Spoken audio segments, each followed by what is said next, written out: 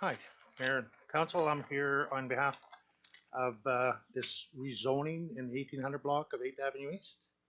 And I'd like to bring some extenuating circumstances to this. Uh, Concerning parking is a big issue I think will be there because of the lack of road and sidewalks, and the road actually is half of it lane is missing, and there's no sidewalks or curbs on either side. And for the proposed of 10 two-bedroom units, I think parking will become an issue there. And there was that, and also with the height and size of the building, who I talked to, he wanted two-bedroom, 3 stories high, and he's going to perch it on top of a rock, which is already 20 feet above street level. So by the time he's done, you're looking 60 to 70 feet high on the south side of my property. And I think that'll be an issue, since considering all the rest of the houses on that street are on street level. Um, And I also say about the parking is that there's actually no entrance to a bus there, because both Emmanuel and 7th Avenue have been condemned, and I can see why. It would be very expensive for the city to try to rehab them now. And so the nearest actually bus is probably Maverick Mart, which is 3/4 of a mile away. And again, I think with the 2 bedrooms will be expensive rent, and I think it would take probably 2 people to afford it, which probably will have 2-car agendas. I know myself next door, I have 12 parking lots for a fourplex. And I think that's required on that street because there is no parking. And that's about all I have to say on that. I don't understand why he's trying to rezone, because in the provincial regulations, he needs only 28 meters square land. And he has, which is equivalent to about 7,000 square feet. He has 14,000 square feet as it is. So he could virtually divide his 6 lots into two and build 2 fourplexes, and there's really no need for rezoning. So I hope you guys consider this and have a look around. And I just wanted to bring our concerns of height and parking is probably the main issues. Okay, you're welcome. Is there anyone else that would like to come and address council on any item that's in the agenda? Mr. Mayor, could I get you to test your microphone, please? How many times do I keep turning it Thank on? you very much. Thank I'd you like very to much. speak up. Oh, sorry. Is that okay, I'm gonna, hang on, I'll come back to you, I promise. Okay, sounds good. All right. Hello, my name's Terry Saka. I'm assuming that the budget is part of the agenda It's today? on the agenda, so Okay. Uh, I've gone through the budget several times, and one thing that jumped out is that the city has allocated $300,000 to do repairs to the Watson Island Dam. That's correct? CFO Bauman, can you help me?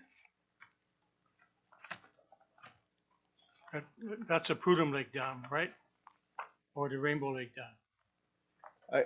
I would have thought that'd be through Legacy, but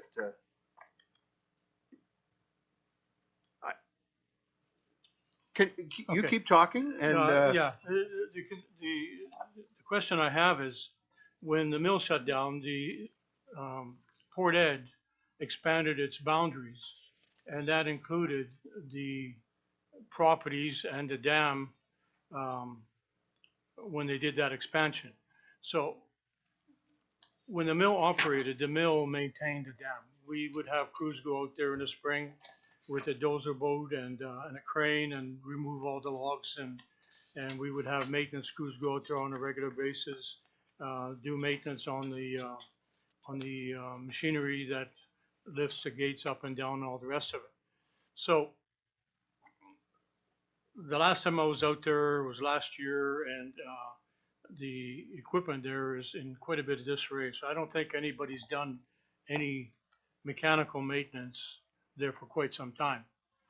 Now, if Port Ed has expanded its boundaries and that stuff falls within their boundaries, why is the city of Prince Rupert doing the maintenance?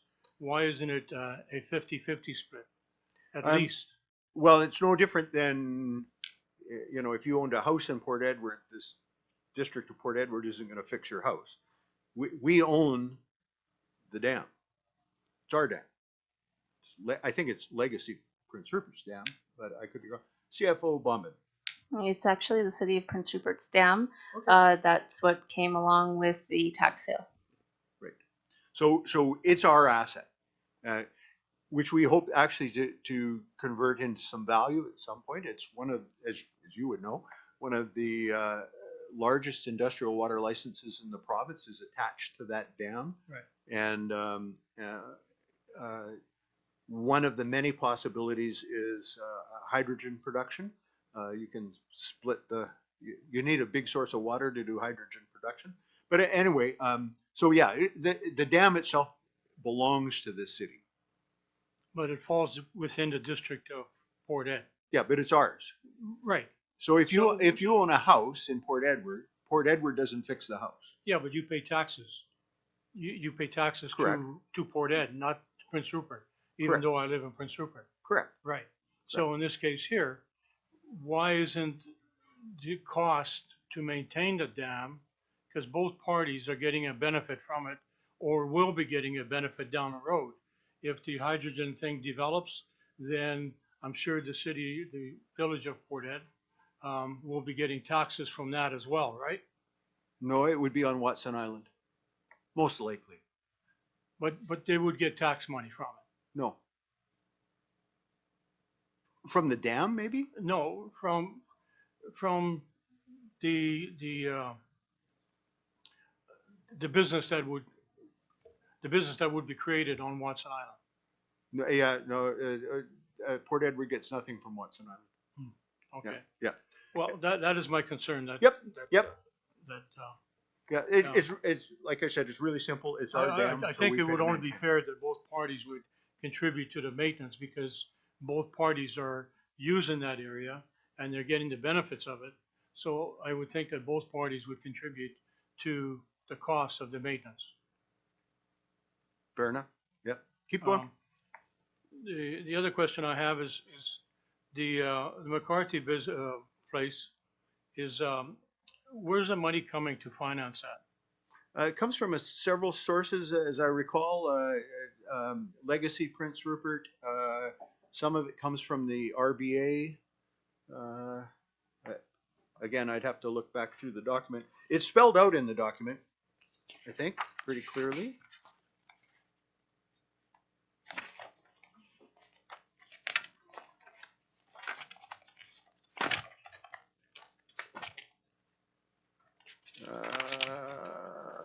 Can't find it quickly. Mr. Mayor, Yes. it is on page 59, and Yes. it is RBA, Yeah. surplus, and dividend. Okay. Okay, so when the lease expires in 2027, I understand that the city has the option to purchase. Correct. So where is that money going to come from? I can't tell you at this point in time. CFO Bauman, have you got an answer or? We don't have anything spelled out in the budget just yet. We will be evaluating options once we know how much we will be negotiating. There you go. Well, in 2021, you knew what the value of that property was, and that's going to be the purchase price. Yeah. So, yeah, but you know, this budget contemplates 2026, not 2027. That's a little bit further down the road at this point in time. Okay. And if you give me the leeway, I know it's not on the agenda. I talked about it to you prior to the meeting that the Bank of Montreal is shutting down. Yeah, no, I'm not going to give you the leeway. But I would ask yep, that this body would put some pressure. You know, we just had a great presentation by these two fellows here. okay. Put some pressure. That's enough. Thank you. Okay. Appreciate it. Thank you very much. Well, you know, we're the third largest port in Canada, Yep. and we never Mr. Saka, keep moving. Thank you. Just guarding council's time, not trying to be mean in any way. All right. Is there anyone else that, thank you very much. I've got, I'm sorry, I don't see all of the name. Is Francois? Yes, that's me. Come on in. Hi, Your everyone. opportunity. Hi. Yeah, I'm Francois. I'm the proponent for this rezoning project on 8th Avenue East. And can everyone hear me? Okay. Yes, absolutely. Okay, right on. Yeah, I understand the concerns of the neighbors, and I did go meet with a few neighbors and ask their opinion on it and introduce the project and explain that they were welcome to provide feedback to myself and the city. Yeah, about the parking argument, we will provide a minimum of 9 units. The plan is to build 9 units, and we will provide 1 unit per suite, which is the requirement with the RM2 zoning. So right now, the plans that I got, it would be for 6 2-bedrooms and 3 1-bedroom. So I'm actually hoping to fit more space, like up to 15 units, and that would be 1 space per bedroom. Yeah, so all those spots, there will be a minimum of 9 spots and up to 15 spots on the property itself. And for the bus route, there is, unfortunately, those trails are closed, but there is a bus stop on Hayes Ave or Hayes Cove, just west of Frederick, and it's about 800 meters walk from the property. And then for the height of the building, yeah, it's going to be a 3-story building.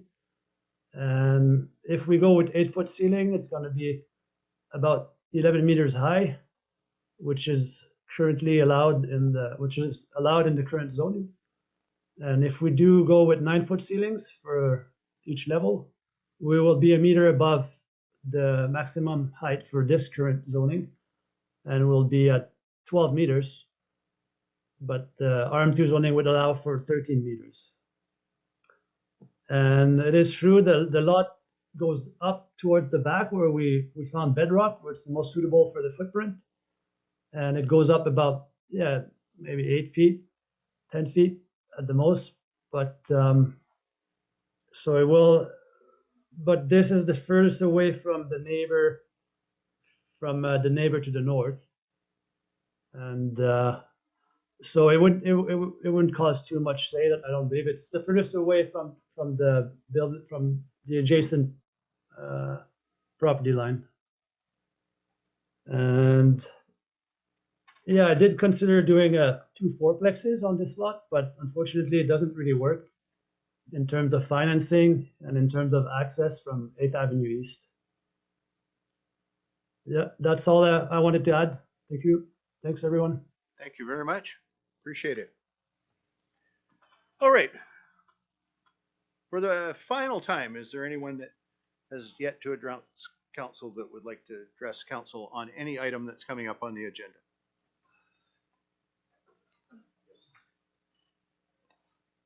Perfect. Hi, my name's Tim Robinson. I live at 1834 8th Avenue East.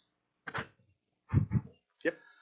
I'm opposed of having a 3-story apartment building built there because of there's no access to Emmanuel, 7th Avenue to the old bus stop.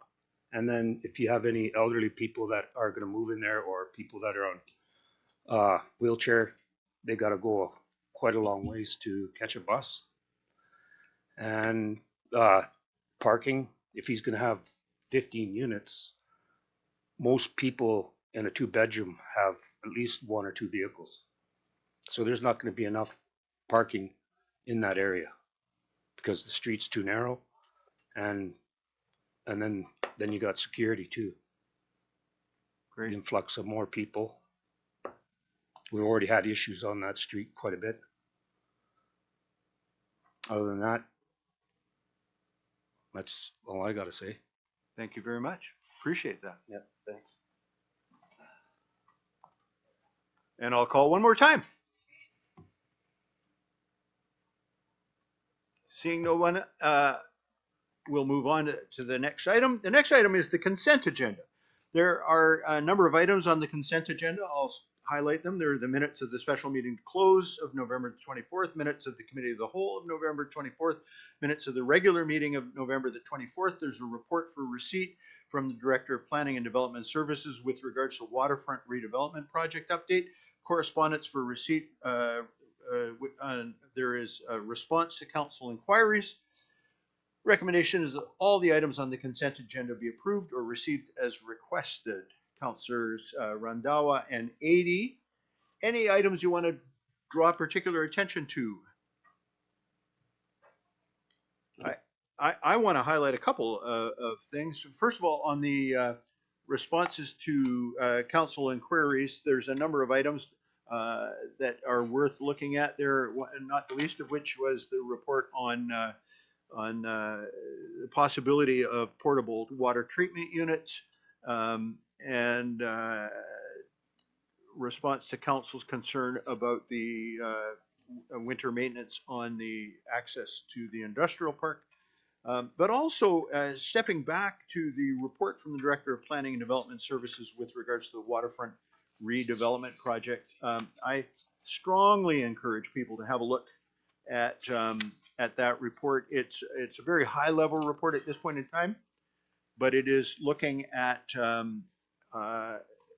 what is being contemplated for the area down around the wheelhouse, the waterfront park area, Quinitsa Station, and this all flows from funds that were put together some time ago for the foot of Bill Murray Way there as a partnership between Kitkatla and the city of Prince Rupert.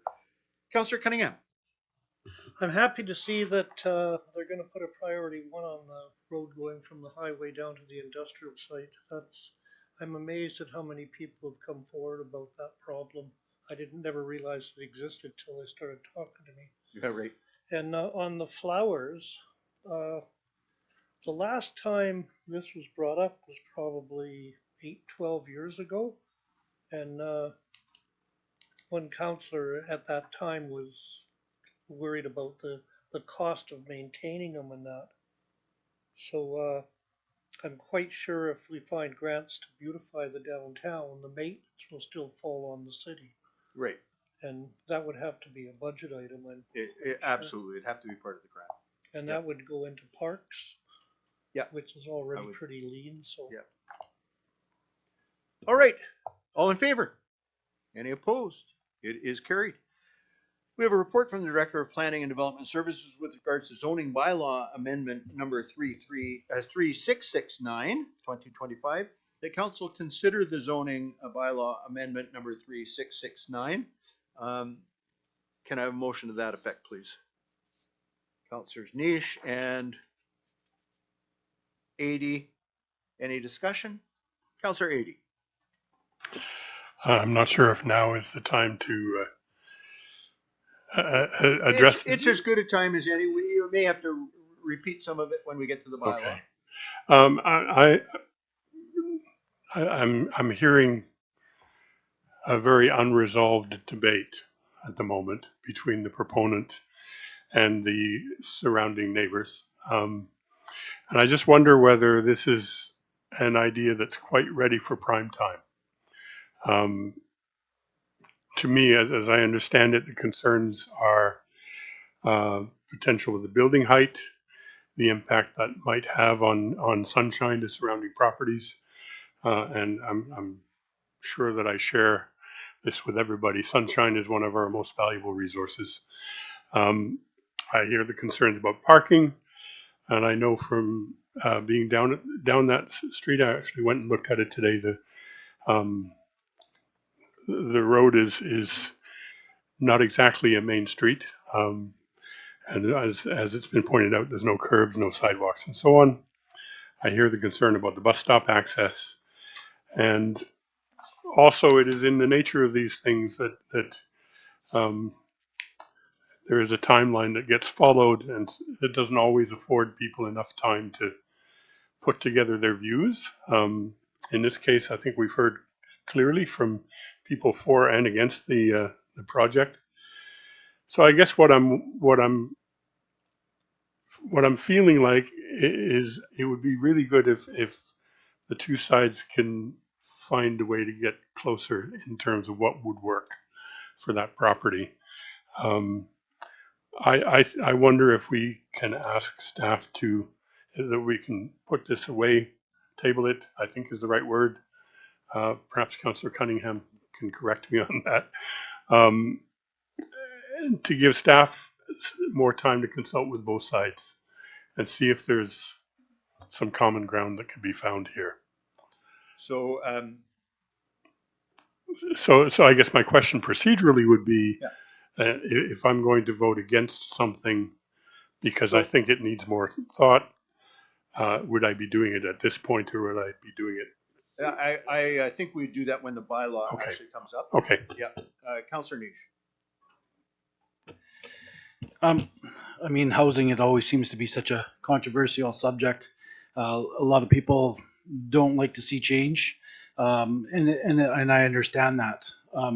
But most of the time, I've found with most of these housing, projects over the years that, at the end of the day, a lot of concerns aren't as don't end up being as big of a problem as one may think. And I'm just going to throw another perspective at this. I mean, I built a housing project myself, and there was concerns for parking and concerns, because it was going to be a rental, and there was concerns. But currently I have nothing but good renters in there, and have had no issues. Parking is not an issue. No one even parks on the street.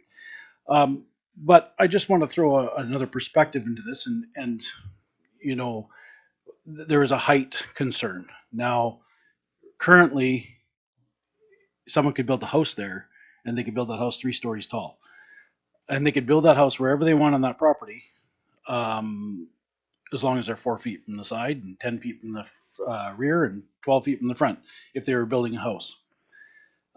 It sounds like the proponent has said that it would be placed on the rear of the property, which would probably make it the best for sun exposure to the neighbors. The height, if they were a 3-story building, you could build a 3-story house there if you were building a house. And parking, he said, he made the comment that it's 9 units, 6 2-bedrooms and 3 1-bedrooms. But he's saying that he's counting a unit as a bedroom, so up to 15 parking spots for 9 units, because each unit is a bedroom. So, just to throw a different perspective at it, there's actually would be more parking that's required. And I did read in the report that there was the proponent would be actually developing the sidewalk in front of the property, so that would be an asset to the city by improving our sidewalks and moving things along. So just to throw a different perspective at it, I think the proponent's actually done a good job of selling what he's trying to build. Thank you. Councillor Cunningham. I tend to mirror Councillor Addy's concerns. I'm very familiar with that lot. It's a very unusual shaped lot. And if it was, most of the building was at the back of the lot, I don't know how, you'd have to go there on a sunny day to see what impact it would have. But I am concerned about traffic volume on that street. It's very narrow in places, and I don't know how you can widen that street. You've got a cliff on one side going down into a creek and things like that. That would have to be something the city would look at, because increasing, even if you've got 15 cars, the volume on that street would be phenomenal. Right now it's a dead end. It doesn't get a lot of traffic. And it's not in the best shape like a lot of other streets in town that aren't well traveled. I think he's solved the parking problem. Public transit, that's a bit of a problem. Even 800 meters, half a mile. It's a long way to walk, especially in our weather and it gets dark at 4, things like that. It's dark in the morning if you're working and got to go there and that. So like I say, I mirror Council Eddie's, possibly tossing it back to planning and seeing if they can get the two groups together and work something out. I don't think in the end it's insurmountable, some of the situation here, but I'd like to see both groups get together and solve it if they can. If they can't, then we've got to make a hard decision here whether to go ahead with it or not. And like I say, I'm not really opposed to the project. I think it's a great project. If it's market rental, then you're going to have that many vehicles there, I'm quite sure. But transportation volume on that road and things like that it could be a problem. It could be very problematic. So again, I would support tabling it for one more council. Deputy Miller. Thank you, Mr. Mayor. Two quick things. The first is that Mr. and Mrs. Foxall did provide an email to council, but it was stuck in our very efficient filters for email. So you all have a copy of it now on your desks, and those online have it in their inboxes as well. Happy to call Director Pope to the mic, who can perhaps answer some of the questions that council has with respect to the variance. Come on forward, Director Pope. And I do see your hand, Councillor Ady.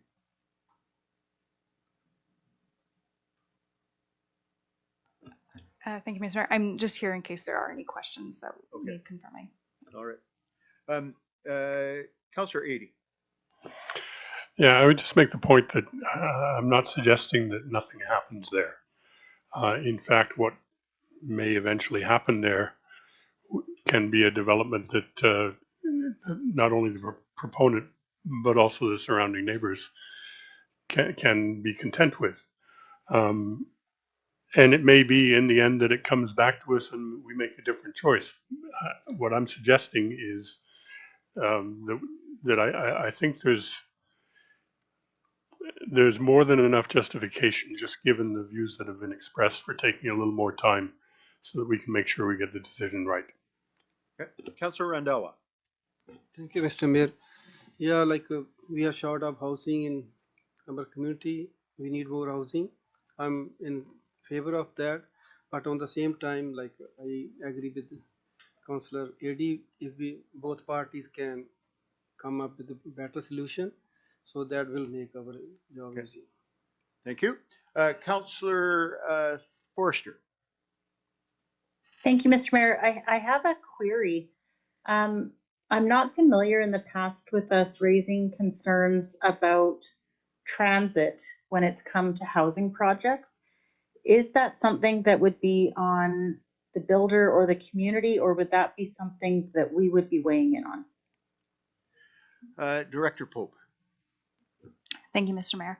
Transit proximity is something that's considered within the recommendation to council, within the report to council.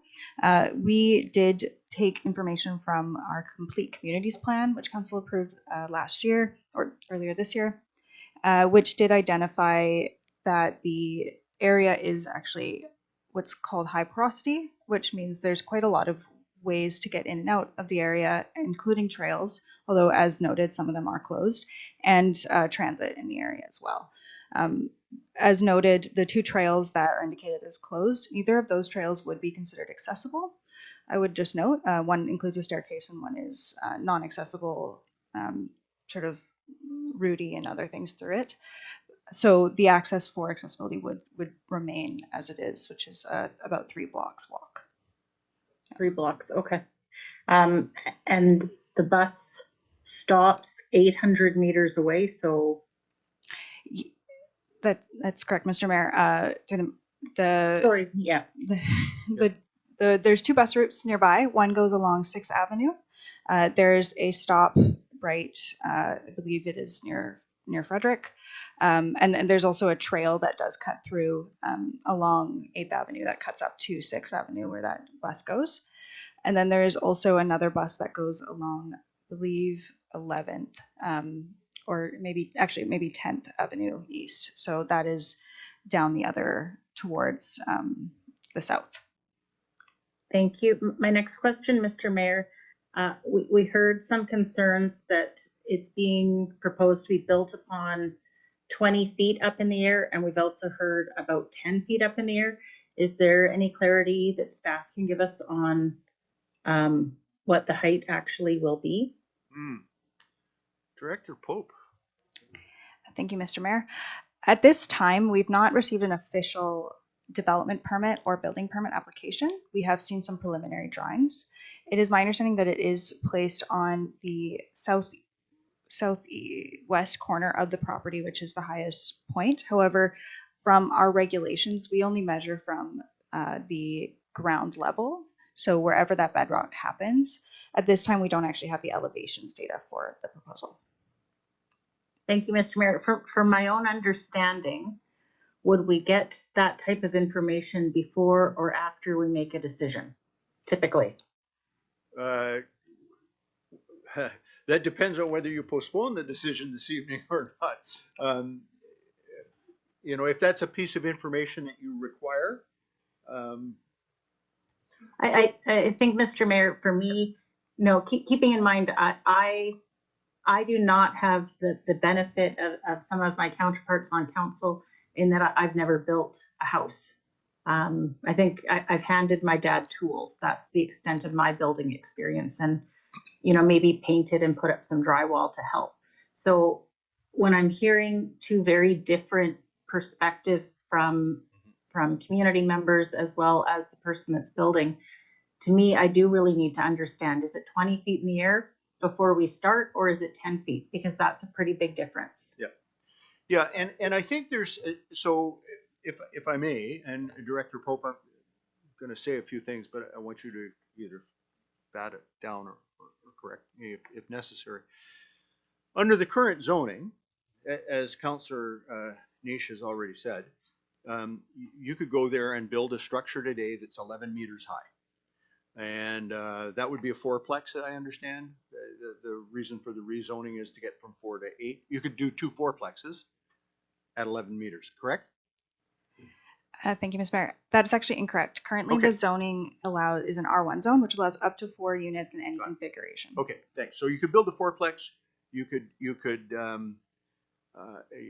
go to 11 meters, and while where we start from matters to neighbors, for the bylaw, it doesn't matter. You start measuring from the 4 corners of the foundation up, correct? That is correct, yeah. Yeah. So so we end up in a situation where 11 meters is currently legal. It could be on top of a rock crop that's either 10 or 20 feet high, and that could be done today, right? And so the grand challenge, I think, that Councillor Adey puts in front of us is, do we want to help move from what's legally prescribed and possible to some sort of understanding of how a 10 or 20 foot start on the height of a building and other issues, parking and other things, could be resolved between those neighbors. Is that a fair? Councillor Forster, is your hand still up? Yeah, I just want to make sure. No, I think that's good. You've helped me clarify in my brain what it is. So thank you. Yeah, I'm sorry, I can't take any more comments from the public at this time. This is purely for council. Thank you, though. All right, Councillor Cunningham. Oh, did I pass you by? Oh, everybody's pointing over here. Deputy Miller. Thank you, Mr. Miller. Mayor, not Mr. Miller, Mr. Mayor. So used to hearing Miller tonight. Just a couple of options in terms of process for council. The bylaw is going to first, second, and third reading tonight, which does allow an opportunity to repeal third and bring a new third reading back should additional information be required. Further, council could opt to do first and second reading and have staff go back to answer the questions, unless there's some pressing reason why the bylaw would need to come back to fourth and final reading on December the 8th, which would be council's next meeting, just to allow a bit more opportunity for Thank you. thought. Councillor Cunningham. I would go with that first and second reading and then bring it back next week for Okay. third and final reading. I think we've got a grasp of the issue. The motion was simply in this part of the agenda was to consider the matter, so it's not a decision on the matter. And so I would ask all in favor of the recommendation that council consider. Any opposed? It is carried. All right, so we now move on. Thank you very much, staff. Appreciate your guidance. Report from the Chief Financial Officer with regards to the 2026 budget direction, with the recommendation that council receives the information in this report and that council directs staff to prepare the 5-year financial plan bylaw using the recommendations presented in attachment 3. Can I have a motion, please, to that effect? Councillor Niche, Councillor Cunningham. Any further discussion? Councillor Niche. Just to, I guess is this the point where you would like us to speak to Ms. Bauman about the direction? Is that, we want to do this now or is that later on? Yes, no, now is good. Okay, I would like to, there was 2 parts to it. There's the recommended budget, and then there was also some additional asks Yes. that were asked of us to make a decision on. And Yes. what I would like to put forward would be that we not fund the tourism portion of that right now, and have them and just push it off till the spring when the budget's actually goes forward. And I'd like to know why they want to have the additional $58,000. So what I would propose is to put forward the asks from the Golf Society and the Special Events Society. I would put those forward as the asks as they want, but hold back on the tourism one until we find out. So you would like to include in the budget or add to the budget $30,000 for the Golf Society. Yeah. And, sorry, I'm just flipping through. I think it's 15 for the Special Events Society. And then, but eliminate the tourism one until. Yeah, well, you don't have to eliminate it. Well, not just keep that one out. Hold now. it in abeyance. Yeah. And that would be my proposal. Okay, Councillor Cunningham. I would second that proposal. Okay, so that is a motion, and it has been moved and seconded. So that would add $45,000 to the budget. That would be about 0.18% increase. So on a 3.7 tax increase, we're taking that to 3.88 roughly. So moved and seconded. Any discussion? Councillor Randhawa. So, thank you, staff, for preparing this budget. They try to keep down with the 5% property tax through the dividend, legacy dividends, and 42% on utility, right? And so my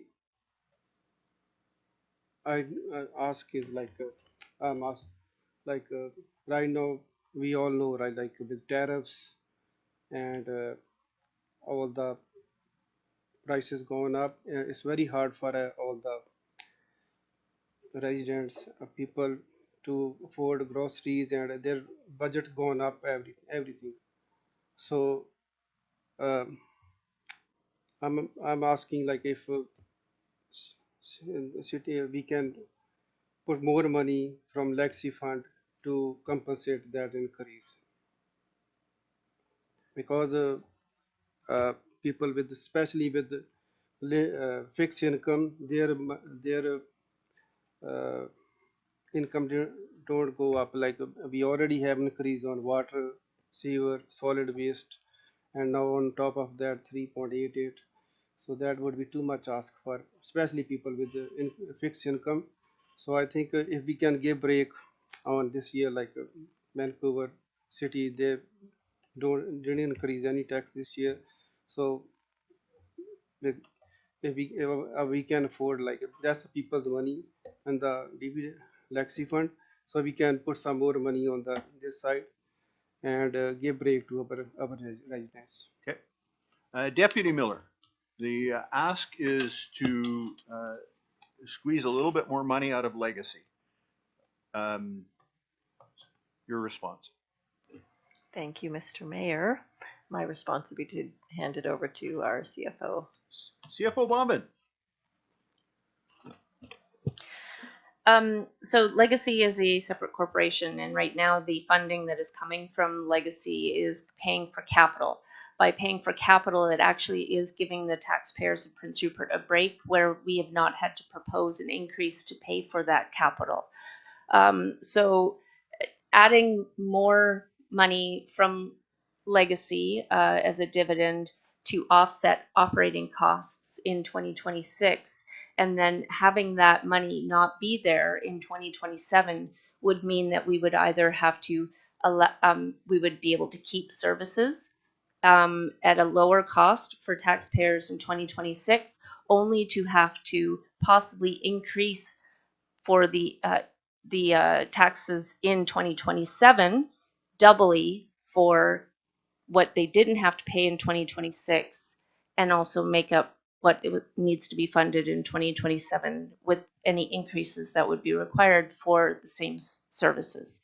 So that is the main problem with funding operating items from non-guaranteed funding, such as Legacy.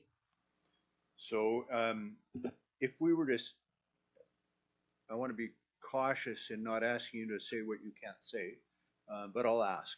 If council was to say, to agree with Councilor Randhawa,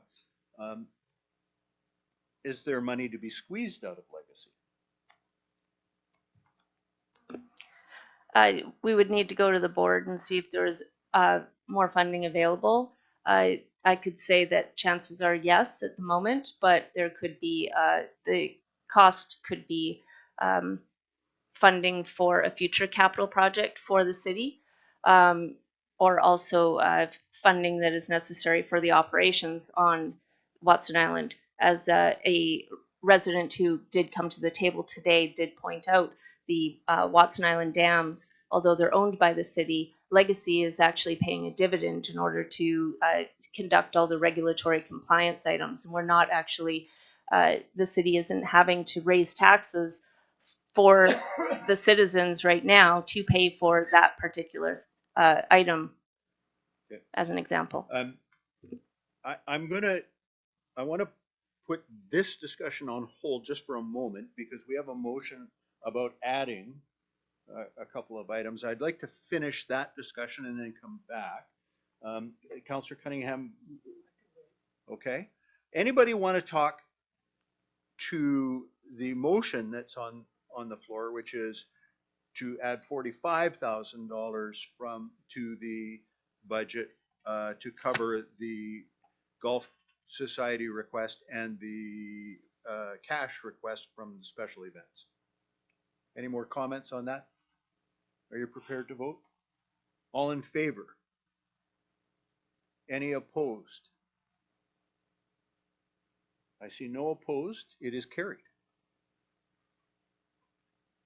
So now, returning to, so at this point in time, what we would be directing staff to do is go away and prepare the 5-year financial plan bylaw with a 3.88% increase.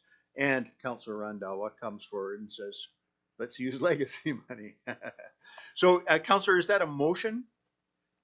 I'm a little bit conflicted here because I don't know how much capacity council has to constrain legacy we can ask Legacy, but I don't believe we can direct Legacy.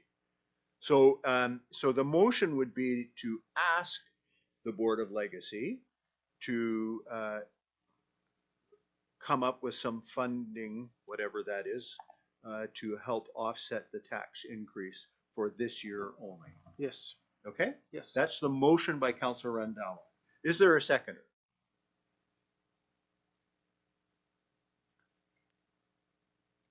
Councilor, your motion dies for lack of a seconder, but you tried. All right. So, any other discussion on the 5-year financial plan? Did we have a mover and a seconder to the main motion? I'll move it if it hasn't been moved yet. Okay. Thank you. It was the same actually as the amendment. So it was Same as Councilors the Niche and amendment, Cunningham. okay. So we've done the amendment. Thanks, Councilor Skelton Morvan.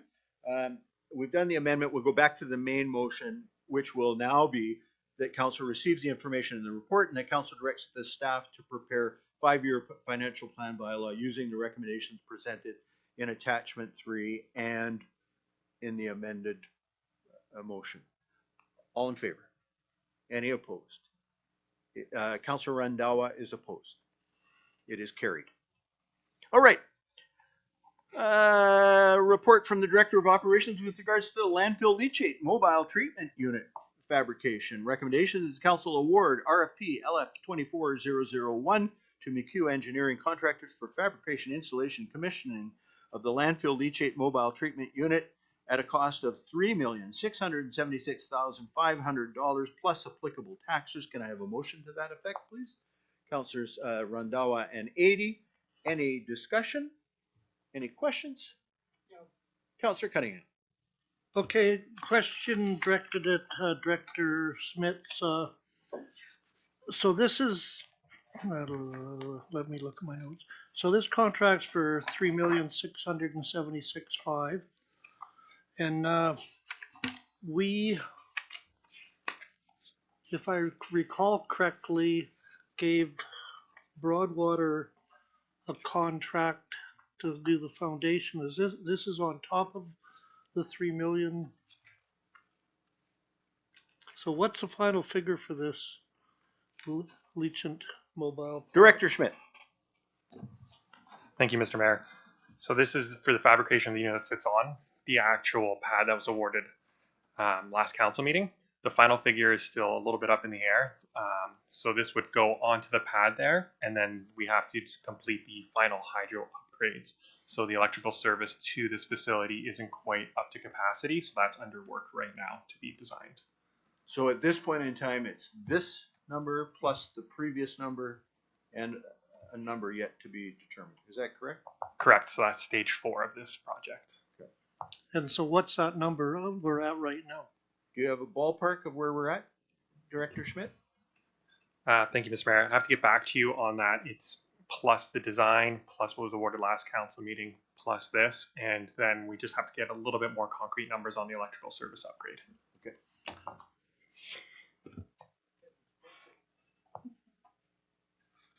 Any discussion? Any further discussion? All in favor? Any opposed? It is carried. We move on to bylaws. The City of Prince Rupert Official Community Plan Update Bylaw number 3666. Recommendations the council give third reading to the City of Prince Rupert Official Community Plan Amendment Bylaw number 3666. Councilors Ady and Randawa. Any discussion? All in favor? Any opposed? It is carried.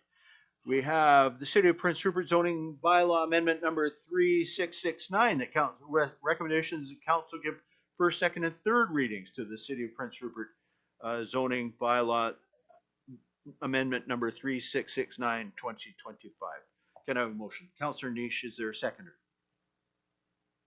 Councilor Ady. Discussion. Councilor Ady. I would like to stand by what I said earlier. I appreciate the procedural advice. Among the options we can take are to amend it so that it reads just first and second readings, what I would like to ask is, to what extent does that satisfy what I think really needs to happen? And that is some constructive conversation between the proponent Correct. and the neighbors to get to something that will work for both. So I believe that we could leave the recommendation exactly as it is, because we can always rescind third reading, right? And so nothing final by recommending this, but you might want to add the amendment, which would be, and that council directs staff to meet with the various parties to see if it can be resolved, ideally before the next council meeting. More or less exactly what you just said. There you go. That's the motion for an amendment. Councillor Cunningham, is that the second? All right. Any discussion on that? Councillor Cunningham. Okay, building plans. Yeah, Director Pope said that there's a rough idea of it. Yeah. It would be nice to see them. It'll give us some perspective on exactly what we're talking about too. Councillor Niche. We get into this talk all the time whenever there's a housing development. People are not going to spend money drawing plans and investing time and energy into something until they know they have a potential zoning. They can give you an idea what they're doing, but you have to be able to kind of move forward first before you step backwards. Councillor Cunningham. That's all I'm looking for is an idea. Yeah. You know, Yeah. just because there seems to be a debate with the neighbor about the height and things like that. I don't think they understand the mean average and things like that, the medium average and things like that, if I get it correct. So, you know, they're thinking that this house is going to be this high, when in reality it might only be this high because of the average of the slope and things like that. So this is for our understanding. If we can just get a rough idea of it, that's all. Yeah, and I think that's incumbent on staff to bring the parties together and have those discussions. May not be able to resolve it in a amiable way, but at least an attempt is made. And yet the process is moving forward, so that should that resolve take place and council satisfied, nothing is lost, no time is lost on that. Any other comments, questions? All in favor of the amendment to the bylaw? Anybody opposed? It is carried. The bylaw amendment is carried. And so with that, we go back to the main motion, which has been moved and seconded. All in favor? Any opposed? It is carried. Thank you very much. All right, City of Prince Rupert Cow Bay Marina Fees and Regulation Bylaw number 3662, that council give fourth and final reading to the City of Prince Rupert Cow Bay Marina Fees and Regulations Bylaw number 3662. Can I have a motion, please? Councillor Randawa, Councillor Adey, any discussion? All in favor? Any opposed? It is carried. Council Roundtable.